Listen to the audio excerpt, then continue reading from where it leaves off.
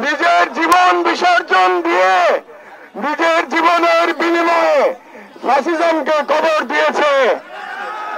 এক সময় বাংলাদেশের যে তরুণ কিউবার বিপ্লবের নায়ক চে গুয়েভারাকে বিপ্লবের প্রতীক হিসেবে বিবেচনা করত, সেই বাংলাদেশের তরুণ এখন আবু সাইদকে তাদের আদর্শ হিসেবে জানে। কাজেই বাংলাদেশের বিপ্লবের আইকনের নাম আবু সাইদ।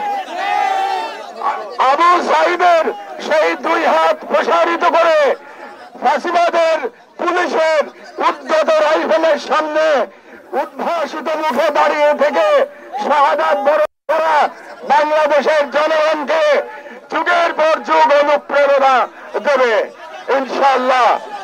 আজ থেকে 200 বছর, প্রায় 200 বছর আগে পৃথিবীর ব্রিটিশ সাম্রাজ্যবাদের সেনাদের সাথে লড়াই করে শহীদ হয়েছিলেন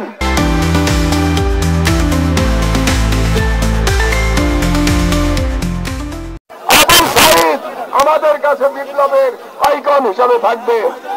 বাংলাদেশে মানবতাবোধের মহানায়কের নাম বলতে গেলে আমাদের মুগ্ধের নাম মনে পড়ে। এই এখানকার কাছেই এই উত্তরার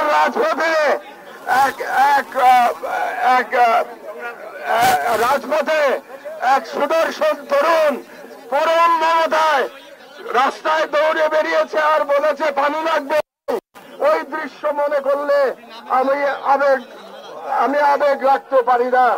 কাজে মুগ্ধ আমরা আল্লাহর কাছে রহমত প্রার্থনা করি, আল্লাহ যেন মুগ্ধকে উত্তম পুরস্কার দান করেন। কিয়ামতের দিনে আরাফাতের ময়দানে যখন সবাই তৃষ্ণার্ত থাকবে, ইনশাআল্লাহ আমাদের মুগ্ধ তৃষ্ণার্ত থাকবে না ইনশাআল্লাহ। 7 বছরের এক শিশু যে এই বিপ্লবে অংশগ্রহণ করার জন্য তার মাকে নিয়ে রাজপথে নেমে এসেছিল, সে আবু সাইদের কথা বলতে গিয়ে আবেগে কেঁদে সে তার মাকে জড়িয়ে ধরেছিল।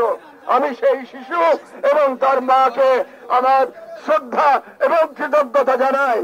আমাদের স্মরণে রাখতে হবে যে এই ছাত্র জনতার মিলিত অভ্যুত্থানে ভারতের দালাল শেখ হাসিনার দানবীয় সরকারের পতন হয়েছে এবং আজকে শেখ হাসিনার পতনের কারণে আমরা আবার আমাদের সার্বভৌমত্ব পুনরুদ্ধার করতে পেরেছি এবং আমিও আল্লাহর রহমতে আপনাদের সামনে বাংলাদেশে ফিরে আসতে পেরেছি।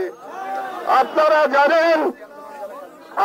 জানেন যে আমি আমার মায়ের গুরুতর অসুস্থ অবস্থায় একদিনের নোটিশে আমাকে আসতে হয়েছে এবং আমার মা গুরুতর ভাবে অসুস্থ।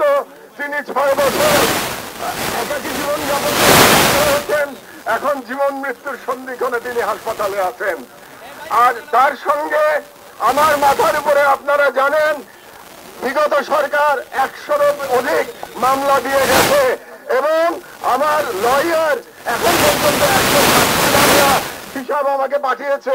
আরো মামলা থাকতে পারে।